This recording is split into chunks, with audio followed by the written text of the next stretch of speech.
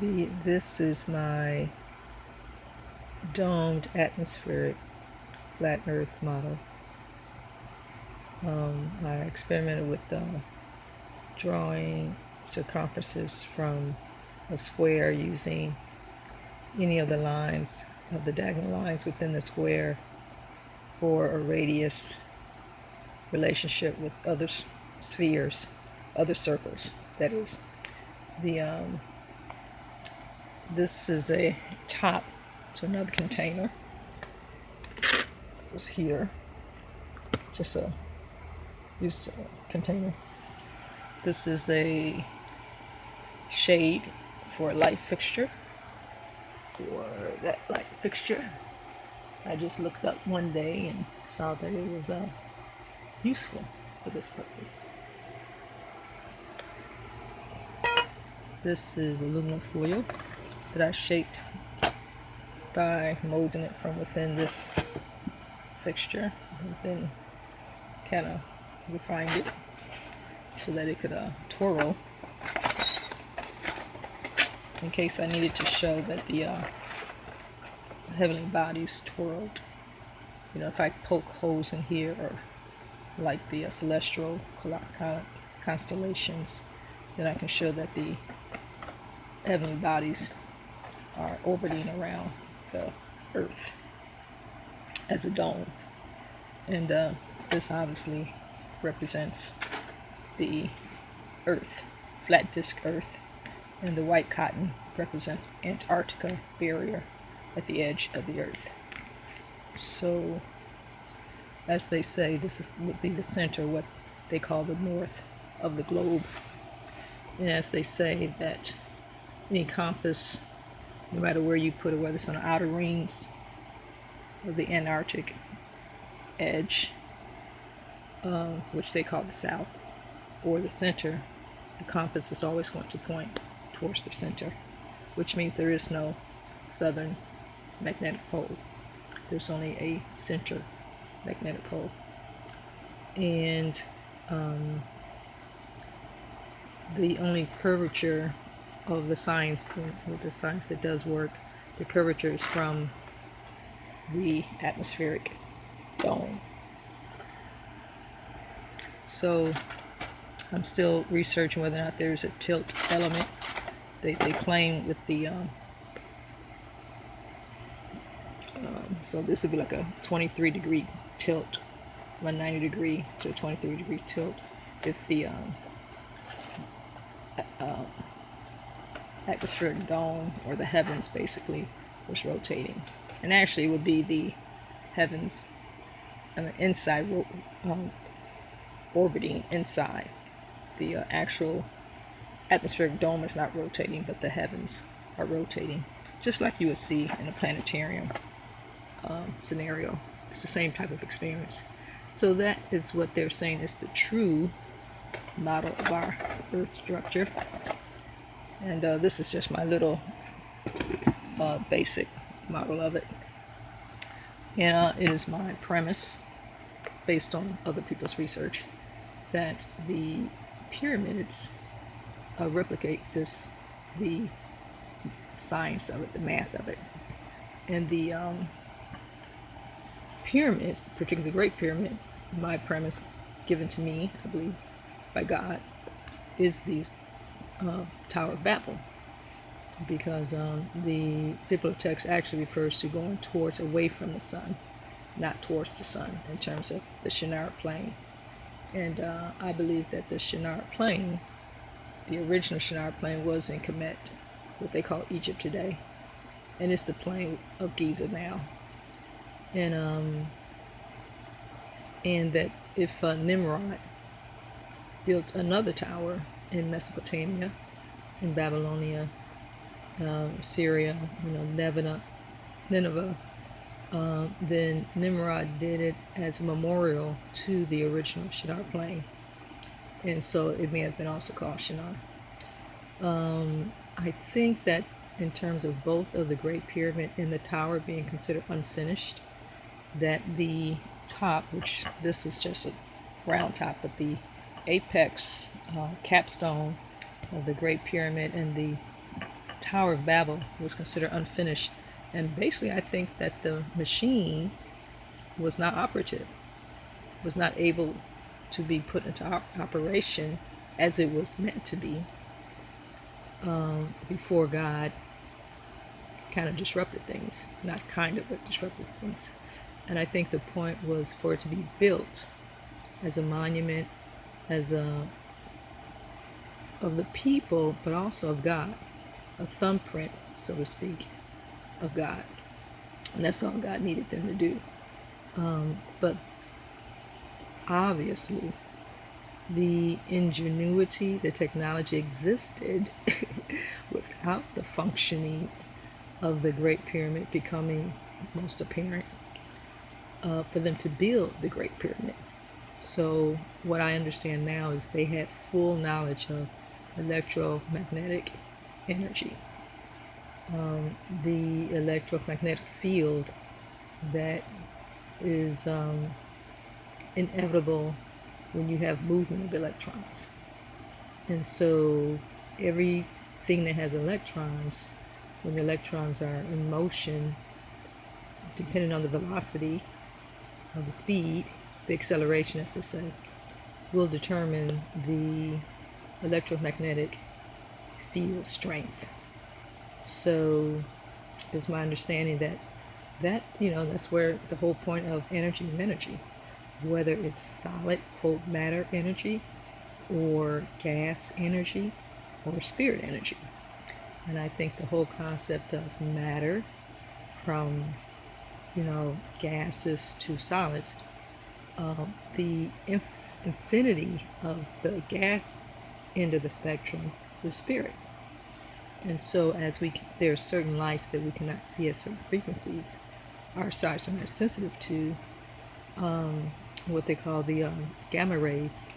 Lights are what we can see, and then beyond that, we can't see the other colors. Well, I think that's what spirit is. The spirit is the extreme, or the infinite spectrum of light that we cannot see with our physical eyes. And I believe that's where God exists. And so that's what I mean. I think that's what they mean by spiritual bodies. So with that, the dispersing of the people, the one people, all the Noah's immediate descendants, built the ark with God's divine pattern built the pyramid, rather, I believe, from the patterns that God gave them for the ark. It had said that the length of the ark is equal to the height of the pyramid. And I think that was the pattern of the parameters. And I think the ark was patterned after the dimensions of the earth, because God is all and all is God. And I believe the electromagnetic field, the planets, are all related to each other because God took one point, and from that point, which is God, created everything in relationship to that point. So the pyramid base of the perimeter base of the Great Pyramid is, as Keith Hunter has demonstrated, is equivalent to or related to the parallel of 30 degrees north, where the pyramid is located, the altitude at which the pyramid is located. And all the numbers correlate in relationship of the pyramid to the earth. And all the, just like, so that's numerology, just like the biblical text is full of intense mathematical numerology and relationships. So I think that's just God's way of saying, I exist. So get over it. I'm in control here. And so yeah, and everyone has their role and their function, and God's not worried.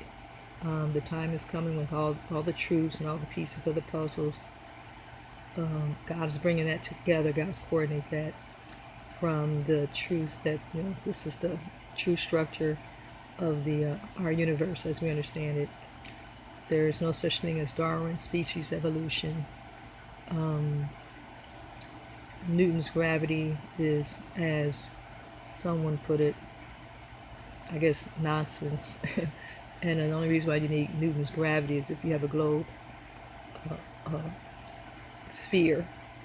And so we don't need, because God's, I believe it's God's point to show that God was above. And God speaks of the earth as his footstool, and the footstool is below. So God was just showing a relationship between God and us, how far above God is. Because there are three sections. There's the higher heaven, way. Then there's the heavens, the atmosphere, our dome. Then there's earth. And that was the point. And you can't really demonstrate that with a globe. So Isaiah, I think it was Isaiah 55, and reiterates that point, that the heavens are higher than, God is higher than our thoughts and our ways. So, so Copernicus, Newton, even Socrates, Plato's, Aristotle, the Greeks are just kind of God's tools to show how deceived we can be. And all of us who, we are all gullible, we all believed it. And Darwin, Columbus got lost, all that is just to show that God does what God wants to do. We are all under God's control. We all are conscripted, so to speak, to a role. And it's all to God's glory and God's plan. And so, as the earthly, quote, powers to be think they are in control, I believe and am convinced that God is about to demonstrate that the truth, the veil is going to be lifted soon. We'll see the spiritual divine power of God in all God's glory. Well, I can't say all God's glory because God is infinite. We'll never see all God's glory. I suspect it'll take infinity. So with that, I thank all the people who God has used to bring me to this truth, all the people God used in their lives to bring them to the point of study, research, the time, the labor to research everything they did, from the realhistory.com about the connection between white skin and albinism, leprosy and white skin, and the person who God created and formed, and to go through the trouble of researching the numerology of the biblical text, all the people who researched the pyramid in good faith in demonstrating its true ingenuity and superiority, and in essence God's divine intervention. The people who researched John Temple Brimstone, he took the time to research the biblical text and the language to show that what Paul really said was opposite of what people actually interpret today.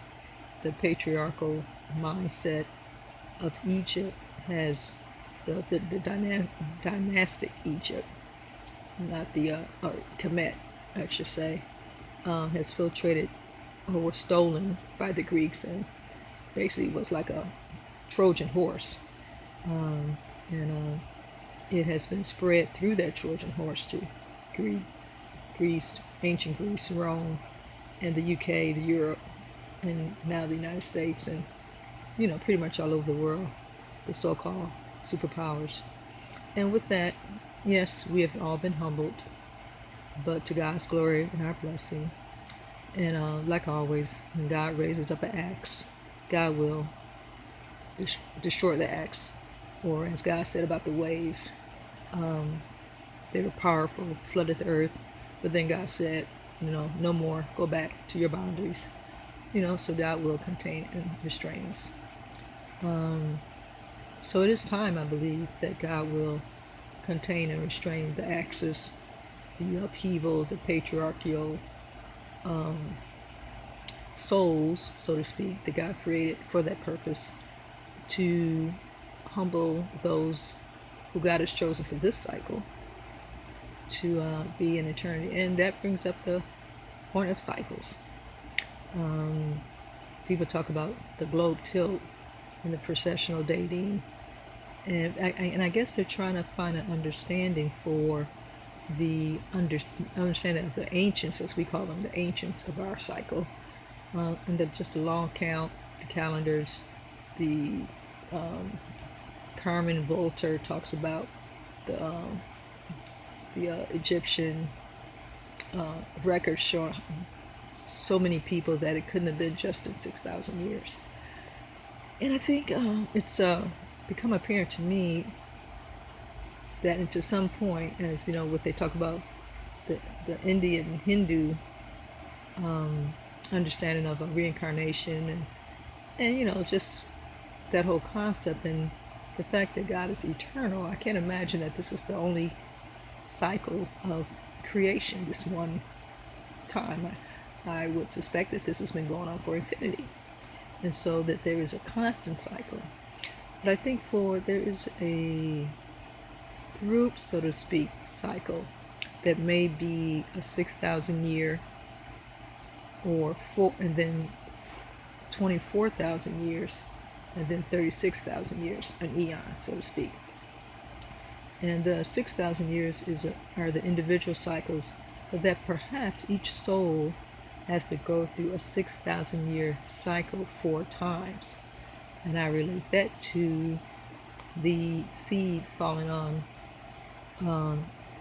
the path, amongst the weeds and amongst the rocks. And then eventually you have the seed that falls on good soil. So perhaps one soul has to go through the process 4 times, which would be the 24,000 years. And then 36,000 years may be a transitional period, 12,000 years from the actual final judgment of the 24,000 years, where the people are, all of that group of 24,000 years, of 4 groups of 6,000 years, all make it into eternity. And there's perhaps a 12,000 year transitional period to creating another heavens and another earth. So whether or not this heaven and earth is used 4 times, I'm not sure. Could be. And then after the 4th time, there's a 12,000 year period of transitional period of making another new heaven and a new earth, as God determines time. 12,000, but that's just all speculation. I don't know. But I do think cycles are written in the math of the pyramids, of the African Mayan calendar, of spirals in nature, and I think the spirals are also indicated in that perhaps if you do the basic spiral formula, which I did it the long way, 1 + 1 is 2, 2 + 1 is 3, 3 + 2 is 5, 5 + 3 is 8, 8 + 5 is 13, and go on and on for 23 of those cycles. You get 45,700 something. I forgot exactly. And if you divide that by 360, then I believe that would tell you the actual size of the perimeter of the earth. I believe the 23 cycle of spirals, 45,000 is equivalent to the 45,000 miles, perhaps, of the perimeter of the earth.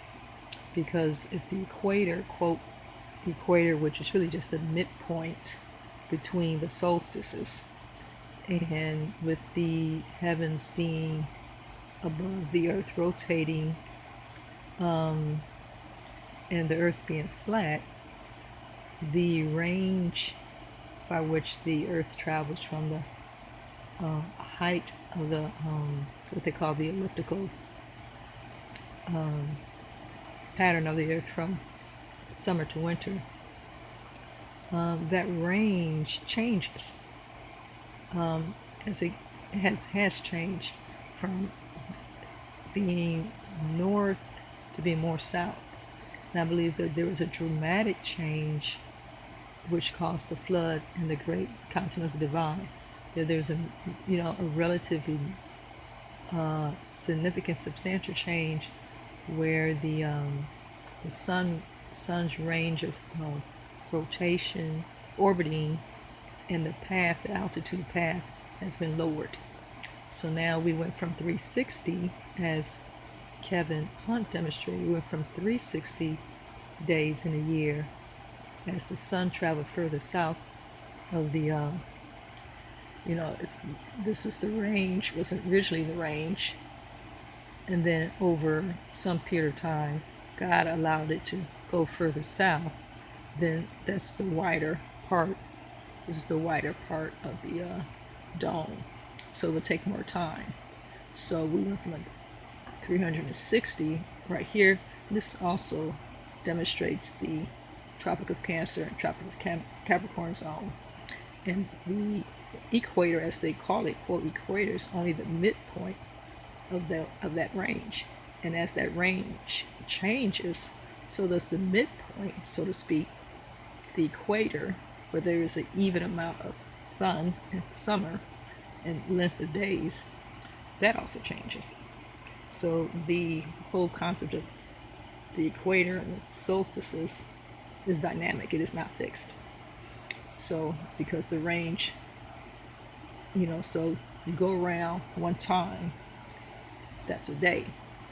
But with this range of altitude, you go around one time, and each time you're going lower and lower on the on this altitude, okay? And by the time you get down here, where the sun is about lower, you've had a year.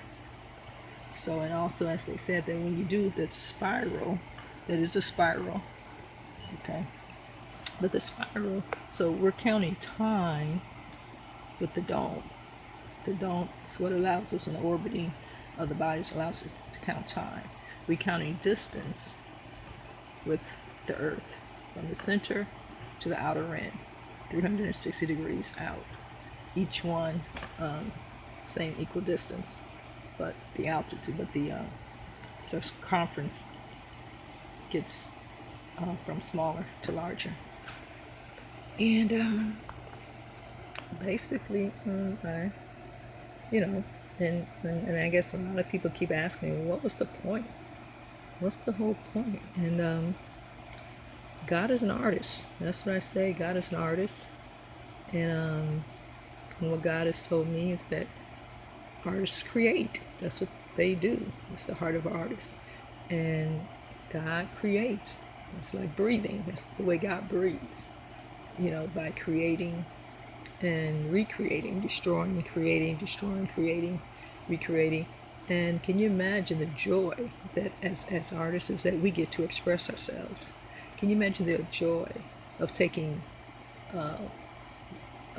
no physical thing, turning it into dirt, and turning that dirt into a living, breathing being, and then turning that physical, breathing, living being into a spiritual being that reflects yourself? So I think I can relate to that.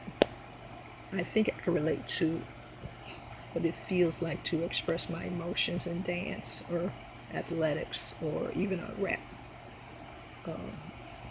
And I think all of our emotions that we feel reflect who God really is, because we think of God as some innocuous, unfeeling Greek God, but that is so far from the truth. That everything we are reflects God. Our emotions, our so-called intelligence, which is really just God-given insight. We know we are on a need-to-know basis, and each individual knows what God wants us to know when God wants us to know it. So there is a feeling that we figure stuff out. There is a feeling that we can reason. But it's more or less just removing the blinds at certain times.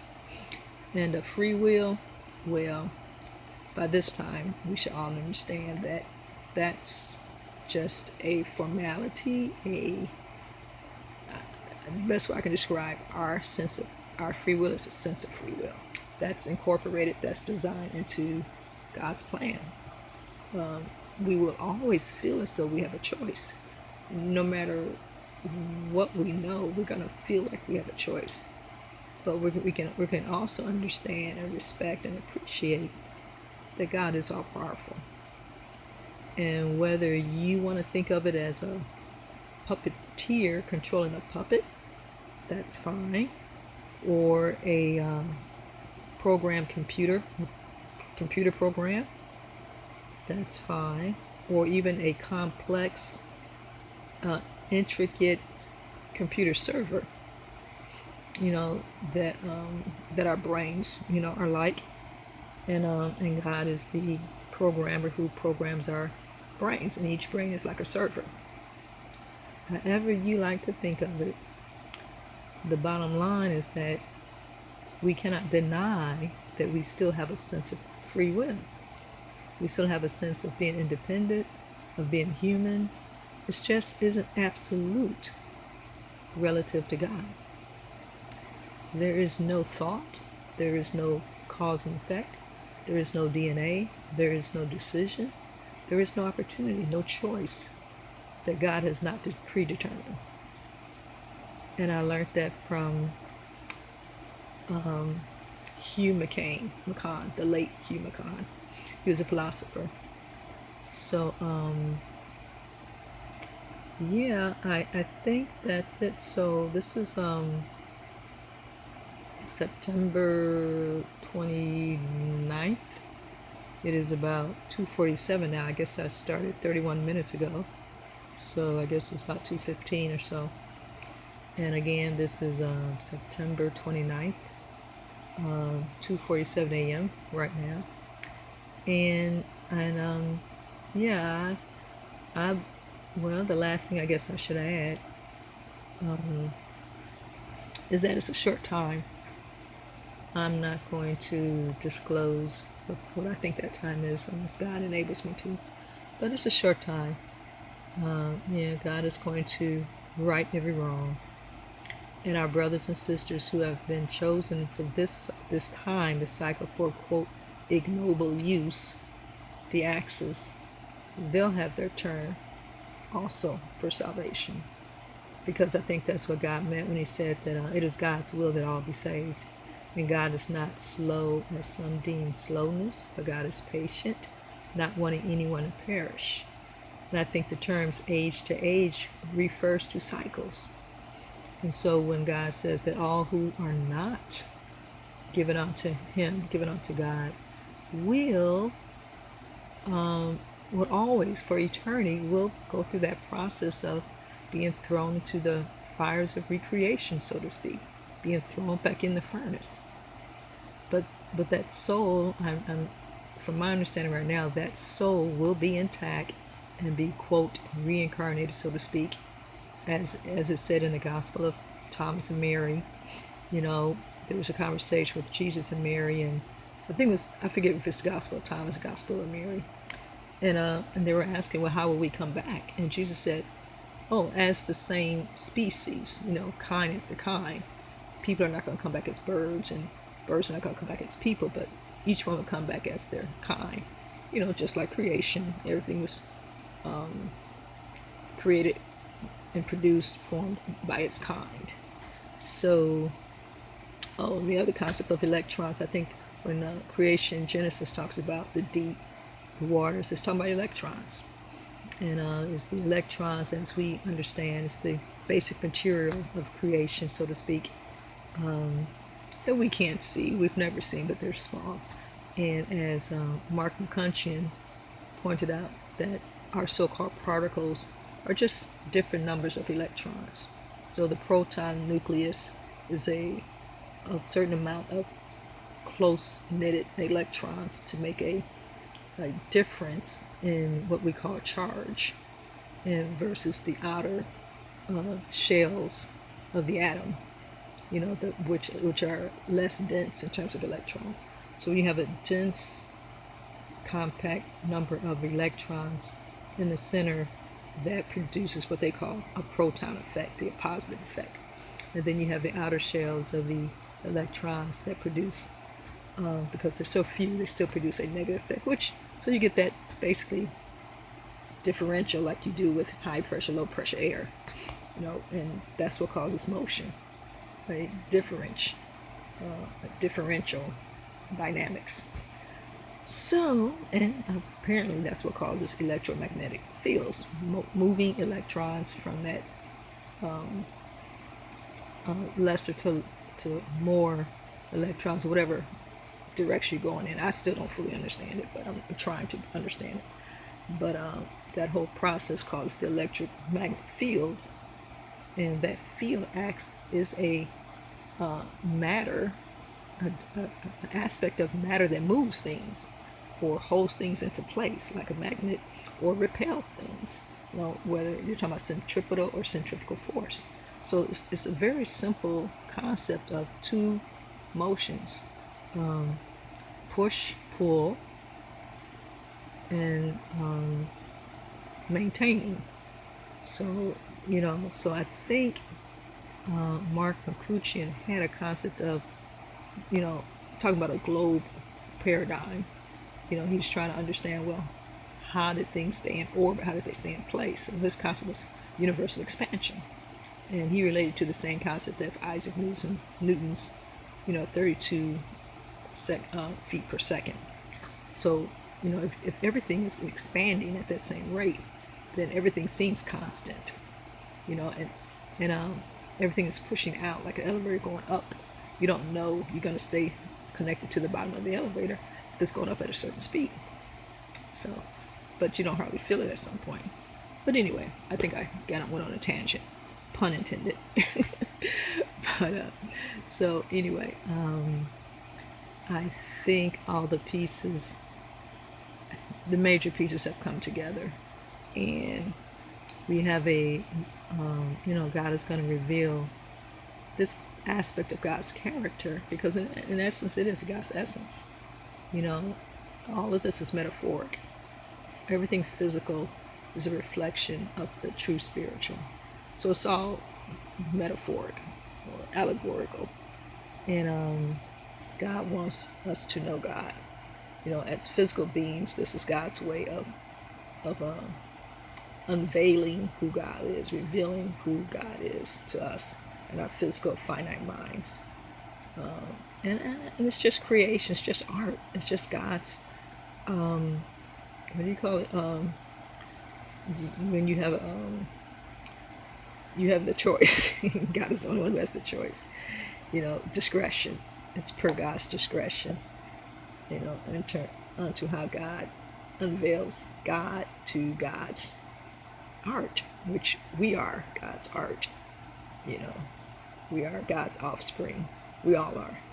You know, whatever our use, but, you know, whether it's ignoble or noble, we're all God's children, God's creation. And I believe that through the cycles, through the ages and ages, we will all have our turn to be saved. Thank you for listening, and I hope and I pray that God would bless this, and it will be to God's glory and our blessing. Thank you. This is Terry A. McCurdy.